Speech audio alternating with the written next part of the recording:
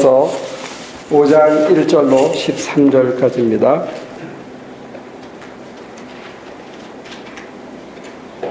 데살로니가전서 5장 1절로 13절까지 같이 봅니다.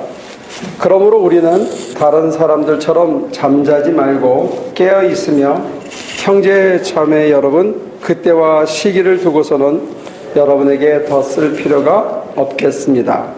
주님의 날이 밤에 도적처럼 온다는 것을 여러분은 자세히 알고 있습니다.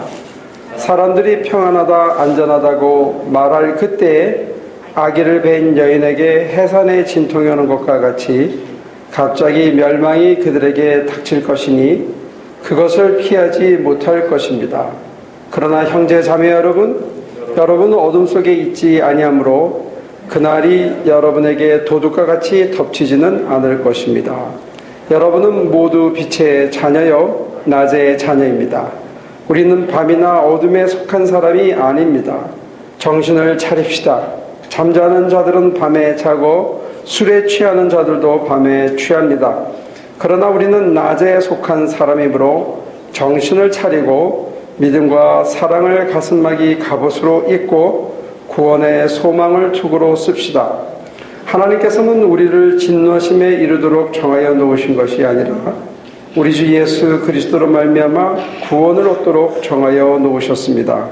그리스도께서 우리를 위하여 죽으신 것은 우리가 깨어있든지 자고 있든지 그리스도와 함께 살게 하시려는 것입니다. 요 며칠 전에 제가 이메일을 하나 받았습니다. 내용은 4줄밖에 안 됩니다. 형님, 저 누구누구입니다. 지금 프린스턴에 있습니다. 형님 생각이 자주 나서 컴퓨터를 뒤져보니 아직 살아 계시는군요. 내년 4월에 가서 만납시다. 딱 4줄 썼어요. 근데 그 사람하고는 저하고의 관계가 있기 때문에 그 4줄 속에 굉장히 함축된 말이 뭐냐면, 아직도 살아 계시는군요. 두 번째, 살아가는 모습을 자주 생각합니다.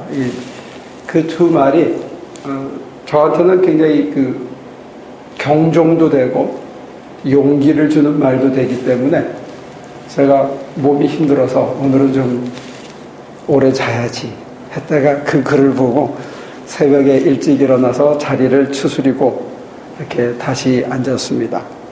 그 말 속에는 우리 사이에 있었던 그런 것들을 다 잊고 덮고 넘어간다는 그런 말도 또한 포함되어 있었습니다. 저도 마찬가지고요. 근데 그렇게 돌이켜보면 저희가 사실은 얼굴 들고 이렇게 사는 게 주님이 가려주셔서 사는 거고, 또 우리가 이 빛 가운데 살면서도 또 사람들이 잊어주고 흘려보내고 또 용납하니까 이렇게 다들 얼굴 들고 사는 거지, 안 그러면 여러분도 저도 어쩌면 다 갑옷에 장갑차 속에 들어가서 겨우 눈만 내밀고 살아야 사람처럼 보이고 살지도 모릅니다. 근데 그런 의미에서 보면 사람들이 고맙고 또 사실은 주님이 가려주시고 또 덮어주시고 새롭게 이렇게 이끌어 가니까 어제보다 조금 그래도 소망을 가지고 사는 게 아닌가, 그런 생각을 해본 한 주간이었습니다. 왜 특별히 그러냐면 오늘 본문에 보면 바울 선생님이 뭐라 그러냐면 아주 충격적인, 오늘 본문은 사실 어떤 설명이 필요 없는, 그냥 읽고 말아야 되는 군더더기가 필요 없는 내용입니다. 근데 굳이 정리하자면 아주 날카롭게 탁 칼을 던지듯이 우리 심정을 향해서 뭐라고 얘기하냐면, 한번 따라해 볼래요? 정신 차리십시오. 이렇게 직선적으로 얘기한 경우가 굉장히 드뭅니다. 여러분과 저를 향해서 바울 선생님이 뭐라 그러시냐면 정신 차리십시오. 이건 정말로 사랑이 묻어있지 않으면 후배들에게, 친구한테, 어른들한테는 우리 문화권에서는 참 말하기 힘든 그런 내용입니다. 그런데 정말로 애정이 있고 자기 사랑하는 후배고, 그리고 정말로 사랑하는 자녀라면 우리가 얘기할 수 있겠지. 너 정신 차려야 된다. 마지막 유언으로 제 친구가 자기 아들한테 하는 그런 얘기는 들어봤습니다. 마치 그런 절박함으로 바울 선생님이 오늘 저와 여러분들에게 하는 첫 번째 단어가 뭐냐? 정신 차려라. 너희들 정신 차려야 된다. 그게 첫 번째 얘기예요.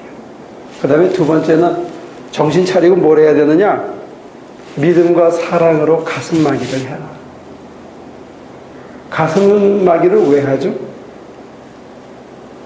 지금 여성들이 하는 뭐 그런 가슴마기가 아니고, 여기는 화살, 칼, 이런 게 날라왔을 때 베끼지 말라고 흉배를 두르라는 겁니다. 그러니까 사랑이나 믿음으로 흉배를 두르지 않으면 우리가 수없이 넘어지고 정말로 상처 투성이가 될 수밖에 없다는 거예요. 이 사랑도 믿음도 다 은사거든요. 그리고 소망의 투구를 써라. 이게 두 번째. 우리 머리가 끊임없이 걱정하고 염려하고 근심하고 불안에 떨 수밖에 없는 그런 존재인데, 그 머리에다가 걱정과 근심과 불안 대신에 뭐를 집어넣으라고요? 소망을 집어넣어요. 이 소망은 주님이 주시는 은사입니다. 믿음과 소망과 사랑은 언제까지나 함께할 거다. 이게 가장 좋은 은사 중에 하나인데, 그 은사는 달리 말해서 우리 게 아니라는 거예요. 우리가 정신을 차리고 두 번째 해야 되는 게 뭐냐면, 하나님으로부터 은사를 받으라는 게, 무슨 은사? 내 가슴 속에 늘 믿음이 있도록, 의심이 들거나 불안하거나 흔들리지 않도록 믿음의 은사를 받고, 내가 사람을 미워하거나 사람이 귀찮아지거나 짜증내지 않도록 내 가슴을 사랑의 은사로 늘 채워라. 이건 내 게 아닙니다. 사람의 것이 아닙니다. 우리의 가슴을 믿음으로 채우고 사랑으로 채우고, 우리의 머리를 자꾸 불안해지고 두려워지고 온갖 잡생각에 이걸 할까 저걸 할까 충동에 휘둘리는 이것을 하얀 백지로 만들고, 거기에다가 하나님이 주시는 소망으로 채우지 않으면 사람 사는 게 절망스러워진다. 힘들어지고 사는 게 싫어진다는 거죠. 그래서 바울 선생님이 우리에게 얘기하는 게, 정신 똑바로 차리고 두 번째, 너희 가슴에 믿음과 소망이 가득하고 머릿속에 늘 소망으로 투구를 써. 왜? 저와 여러분들이 빛의 자녀랍니다. 여러분들이 그런 생각을 해보셨습니까? 예수님은 그렇게 얘기하셨습니다. 너희는 세상의 빛과 소금이라. 이런 얘기는 하셨는데, 바울 선생님은 빛의 자녀다. 빛 대신 하나님, 빛의 근원이신 하나님의 자녀니까 우리도 사실은 빛입니다. 근데 그 빛을 내가 발하려면 나를 태워야 되고, 빛 대신 하나님의 그 크신 빛을 받아서 다시 이렇게 반사하려면 우리가 빛을 많이 받는 양철 지붕도 갖다 대면 손을 뒤잖아요. 그런데 태양광을 받아서 반사하는 그런 빛을 비치는 등대 역할을 하려고 그러면 여러분들 속이 많이 탈 겁니다. 새카맣게. 그걸 견디려면 얼마나 힘들겠습니까? 그 빛을 받아서 세상을 비치는 빛의 역할을 하려는 거예요. 빛의 자녀다. 왜? 빛을 비치면 어두워서 보이지 않던 것이. 저한테 여기 조그만 그 상처가 있어요. 못에 이렇게 뚫고 지나가서. 근데 잘 안 보여요. 그런데 아까 플래시라이트로 이렇게 비치면 이렇게 보입니다. 우리 장로님은 저보고 자꾸 그 돋보기를 쓰라고 여러 차례 얘기하는데 제가 악착같이 버티거든요.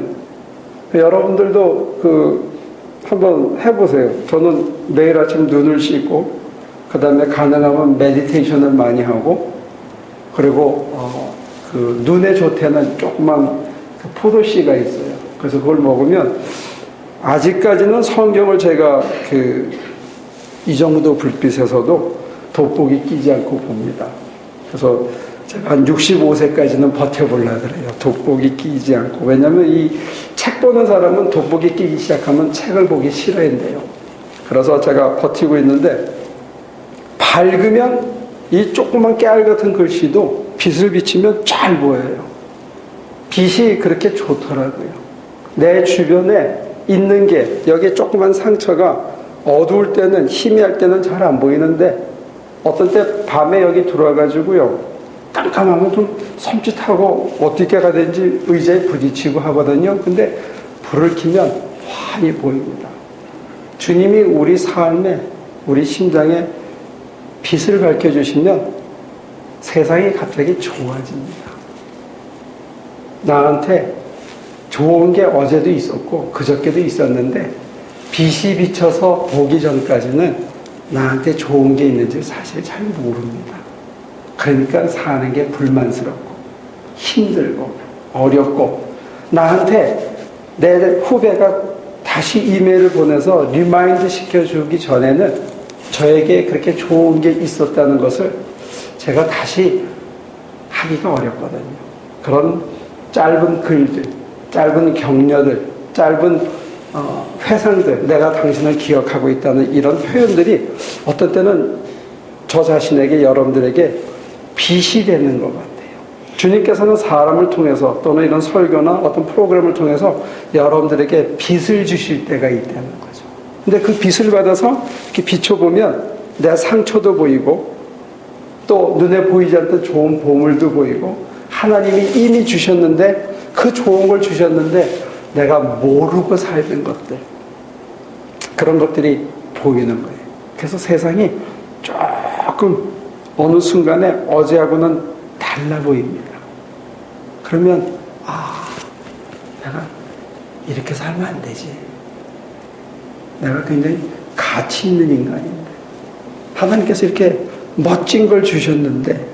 그래서 제가 수요일 날은 소개했는데 89세 드신 어떤 선교사님이요, 그런 글을 남겼어요. 자기는 잠들기가 익사이팅하다는 거예요. 하루에 일을 열심히 하고 그 다음에 잠들려고 그러면 막 익사이팅하대. 왜? 아침에 눈을 떴을 때 하나님께서 뭔가 새로운 것을 예비하셨을까? 이거를 기대하면, 그걸 소망하면 잠자는 게 익사이팅하다는 거예요. 그래서 자기가 몇 살을 더 그 자리에서 살 수 있을지는 모르지만 사는 날 동안, 저도 공감하는 게, 어떤 맥락에서 보면 매일 아침에 보물찾기 하는 심정이거든요. 주님이 눈을 밝혀주시면 안 보이던 게 보여요. 하갈이 사막에 앉아서 어린 이스마엘을 안고 이제 쫓겨났으니까 갈 데가 없어서 막 울었거든요. 절망적이잖아요. 사막 한가운데서 버림을 받았으니. 물 한 동이 쥐고 나왔거든요. 근데 울고 있는데 천사가 눈을 탁 밝히니까 바로 그 돌 하나 떨어지는 자리에 샘이 있었어요. 사막에 샘이 있는 거, 눈이 가려졌을 때는 안 보이는 거예요. 주님께서 천사를 통해서 그 사람의 눈을 탁 터주면 울다가 터지는 거죠. 운다는 건 결국 기도한다는 얘기거든요. 하늘을 향해서 통곡할 때 하나님이 눈을 탁 열어줍니다. 선지자 중에, 예언자 중에 어떤 인간은 돈을 받고 예언을 하는 인간이 있었습니다. 눈이 어두워가지고 돈을 벌고 거짓 예언을 해주려고 당나귀 등에 타고 가는데, 천사가 그 인간의 눈은 돈으로 가려져서 안 보이는데 타고 가는 당나귀의 눈을 밝혔어. 그랬더니 저 골목 끝에 불칼을 든 천사가 죽이려고 더 서 있는 것을 본 거예요. 그러니까 당나귀가 안 가려고 그러니까 발길질을 하고 옆구리를 차고 가자 그러니까 당나귀가 입을 열어서 하는 얘기가, 내가 내 평생에 한 번이라도 네 말을 내가 거역한 적이 있었냐, 인마.